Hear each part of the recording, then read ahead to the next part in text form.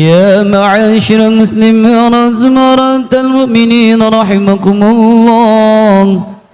رضي عن أبي هريرة رضي الله عنه أنه قال قال رسول الله صلى الله عليه وسلم إذا قل لصاحبك يوم الجمعة أنصت والإمام يخطب فقد لغوت أنصتوا واسمعوا وأطيعوا رحمكم الله.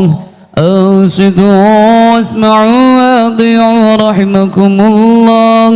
أنصتوا واسمعوا وأطيعوا رحمكم الله. اللهم صل على محمد. اللهم صل على سيدنا محمد. اللهم صل على سيدنا محمد وعلى آل سيدنا محمد.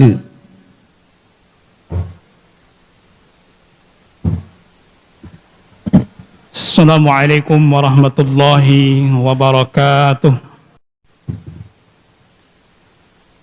Alhamdulillahillazi nahmaduhu wa nasta'inuhu wa na'udzu billahi min shururi anfusina wa min sayyiati a'malina. Man yahdihillahu fala mudilla lahu wa man yudlilhu fala hadiya lahu. Ashhadu an la ilaha illallah wahdahu la syarika lahu. شهادة من هو خير مقاما وأحسن نديا وأشهد أن سيدنا محمدا عبده ورسوله المتصف بالمكارم كبارا وصبيا. اللهم صل وسلم على سيدنا ومولانا محمد وعلى آله وأصحابه الذين يحسنون إسلامهم ولم يفعلوا شيئا فريا. أما بعد فيا عباد الله أوصيكم بنفسي وإياكم بتقوى الله فقد فاز من آمن واتقى. ثم قال الله تعالى في كتابه العزيز يا أيها الذين آمنوا اتقوا الله وقولوا قولا سديدا يصلح لكم أعمالكم ومن يطع الله ورسوله فقد فاز فوزا عظيما. وقال في آية أخرى أرأيت من اتخذ هواه إلهه فأنت تكون عليه wakila. Jemaah Jumat yang dimuliakan Allah Subhanahu wa taala, kita bersyukur kepada Allah dengan nikmat iman, Islam, taufik dan hidayahnya. Kita bisa berkumpul di hari yang mulia ini, di tempat yang mulia ini, bersama dengan orang-orang yang insya Allah dimuliakan Allah Subhanahu wa taala. Jemaah Jumat yang dimuliakan Allah, berapa hari yang lalu kita telah memperingati hari kemerdekaan negeri kita yang tercinta yang ke-76. Dalam alinea yang ketiga di pembukaan Undang-Undang Dasar 1445 itu dijelaskan dan ditegaskan bahwa dengan berkat rahmat Allah Subhanahu wa taala, dengan didorongkan dengan keinginan yang luhur supaya berkehidupan kebangsaan yang bebas, maka rakyat Indonesia dengan ini menyatakan kemerdekaannya. Jemaah Jumat yang dimuliakan Allah, kemerdekaan kita diraih, dicapai dengan adanya datang rahmat Allah Subhanahu wa taala dan dengan keinginan, ketulusan yang begitu luar biasa dari para pejuang kita. Dan kalaulah kita mau mengamati, mau menganalisa kalimat ini, maka saudara-saudara yang dimuliakan Allah Subhanahu wa taala, hidup kita ini akan menjadi adalah hidup yang sangat berharga. Kenapa? Karena semua itu kita serahkan atas rahmat Allah Subhanahu wa taala, atas keinginan kita yang jujur agar menjadi negara yang sangat diridhoi oleh Allah, negeri yang kita cintai ini menjadi negeri yang mendapatkan ampunan Allah Subhanahu wa taala. Maka dengan adanya rahmat Allah itu, maka kita disadarkan. Seharusnya kita menjadi sadar, saudara-saudara, bahwasanya hakikat kemerdekaan yang kita dapati adalah hakikat sebenarnya penghambaan kita kepada Allah Subhanahu wa taala. Maka ketika kita tunduk kepada Allah Subhanahu wa taala, berarti kita takut kepada Allah Subhanahu wa taala. Tapi sementara jika kita tunduk kepada hawa nafsu kita, maka berarti kita adalah dikalahkan oleh hawa nafsu kita. Nah, maka hawa nafsu itu berubah menjadi Tuhan kita. Dan itu sangat disayangkan sekali tentunya. Rasulullah sallallahu alaihi wasallam diingatkan oleh Allah Subhanahu wa taala di dalam surah Al-Furqan ayat yang ke-43. Ara'aita man ittakhaza ilahahu hawahu. Wahai Muhammad, bagaimana menurut pendapatmu ada orang yang menjadikan hawa nafsunya sebagai Tuhannya? Apa anta takunu alaihi wakila? Apakah kamu sanggup untuk menjadi penjaganya, menjadi pengeliharanya? Maka tentulah tidak sanggup, saudara-saudara. Karena orang yang menjadikan hawa nafsunya sebagai Tuhannya, maka dia adalah terjajah. Maka dia adalah bukan merdeka. Jadi kemerdekaan kita, karena kita berdasarkan rahmat Allah Subhanahu wa taala, maka kita serahkan karena kita sebagai seorang hamba. Ali bin Abi Thalib radhiyallahu taala anhu pernah mengatakan, "Kafani izzan bi an takunu li rabban."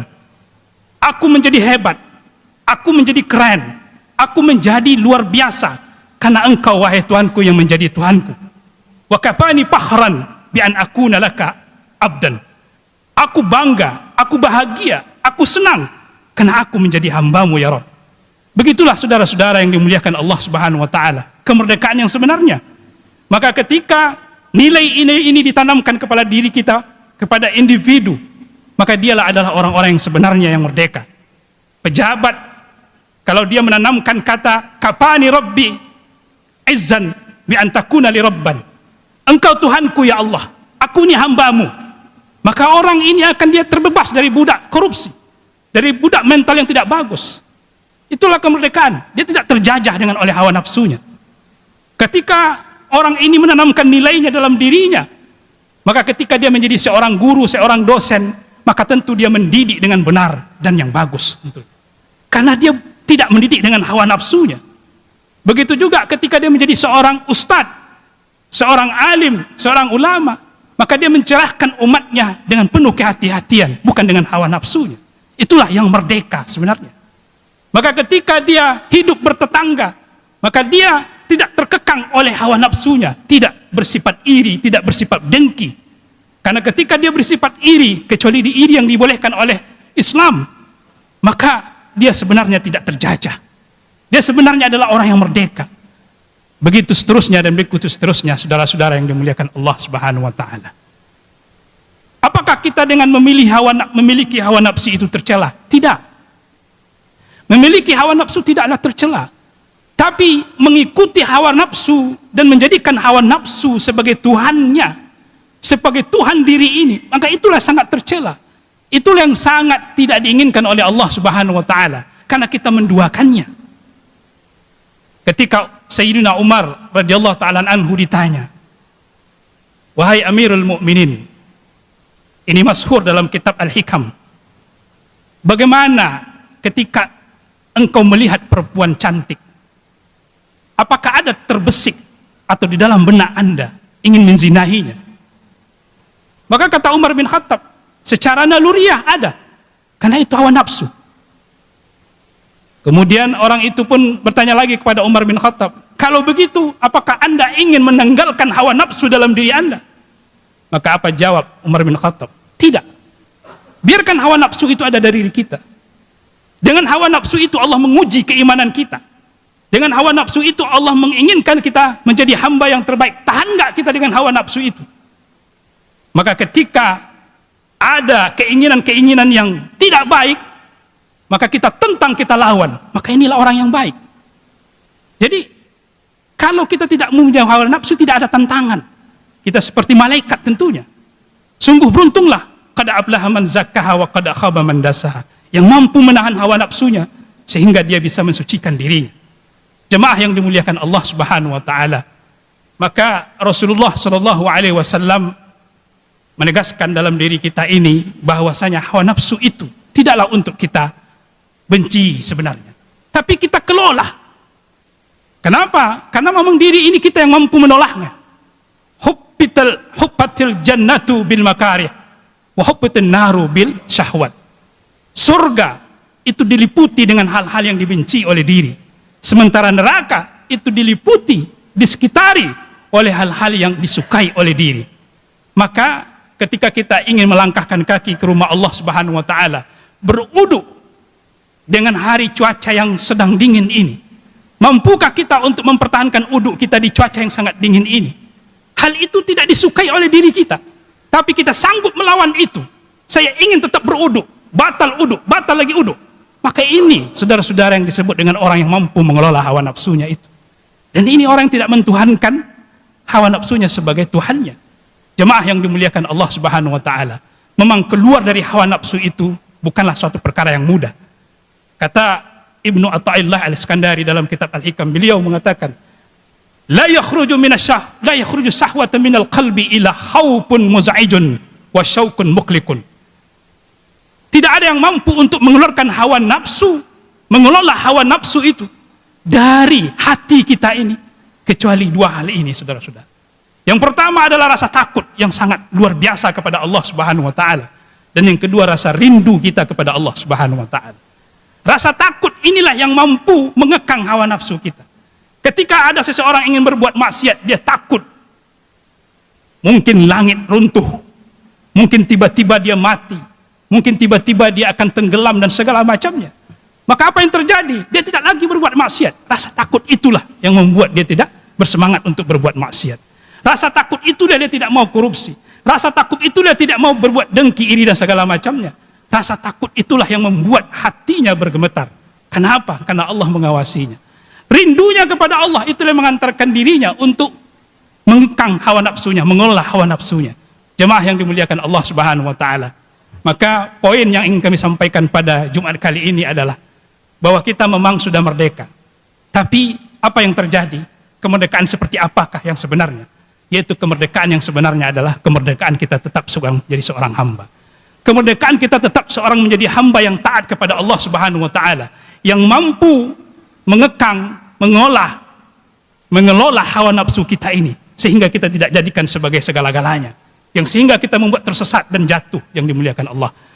Saudara-saudara jemaah Jumat yang dimuliakan Allah Subhanahu wa taala, pada akhirnya tentunya sebagai pengingat bagi kita, seperti yang disampaikan oleh Rasulullah sallallahu alaihi wasallam dalam sebuah hadis diriwayatkan oleh Imam Muslim dari sahabat Nabi Abu Hurairah, Allah meridainya, la yu'minu ahadukum hatta yakuna hawahu tabi'an lima ji'tu bihi.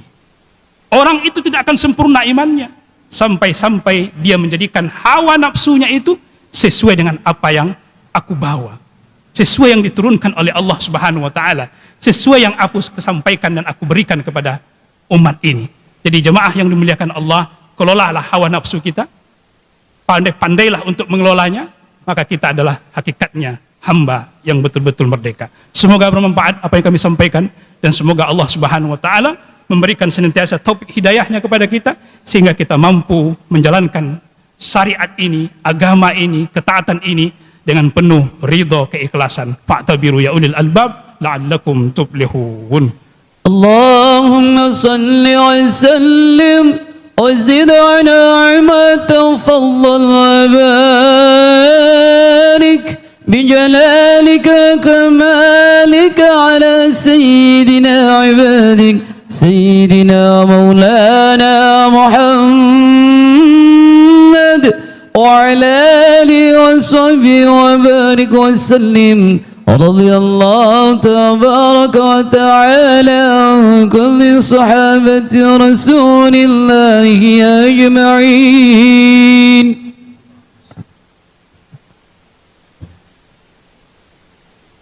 الحمد لله الذي أعطى كل شيء خلقه. أشهد أن لا إله إلا الله وحده لا شريك له، وأشهد أن سيدنا محمدا عبده ورسوله ولا نبي بعده. اللهم صل وسلم على سيدنا ومولانا محمد وعلى آله وأصحابه ومن والاه. أما بعد فيا عباد الله اتقوا الله حق تقاته ولا تموتن إلا وأنتم مسلمون.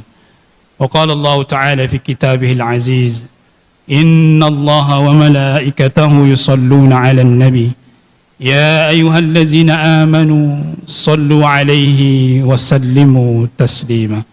اللهم صل على سيدنا محمد وعلى آل سيدنا محمد كما صليت على سيدنا إبراهيم وعلى آل سيدنا إبراهيم وبارك على سيدنا محمد وعلى آل سيدنا محمد كما باركت على سيدنا إبراهيم وعلى آل سيدنا إبراهيم في العالمين إنك حميد مجيد. اللهم اغفر للمسلمين والمسلمات والمؤمنين والمؤمنات الأحياء منهم والأموات. اللهم أعز الإسلام والمسلمين، اللهم أذل الشرك والمشركين، اللهم اغفر للمؤمنين والمؤمنات، اللهم اغفر لنا ذنوبنا ولوالدينا وارحمهما كما ربيانا صغارا.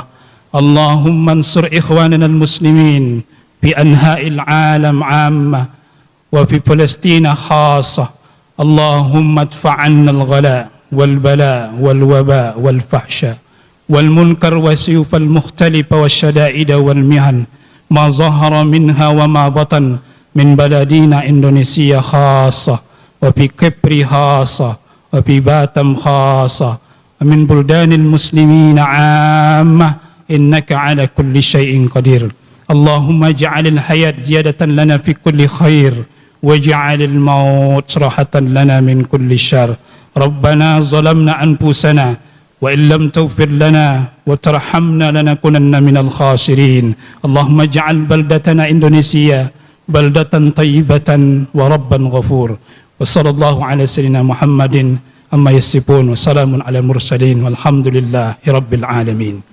عباد الله إن الله يأمر بالعدل والإحسان وإيتاء ذي القربى وينهى عن الفحشاء والمنكر والبغي يعظكم لعلكم تذكرون ولذكر الله أكبر.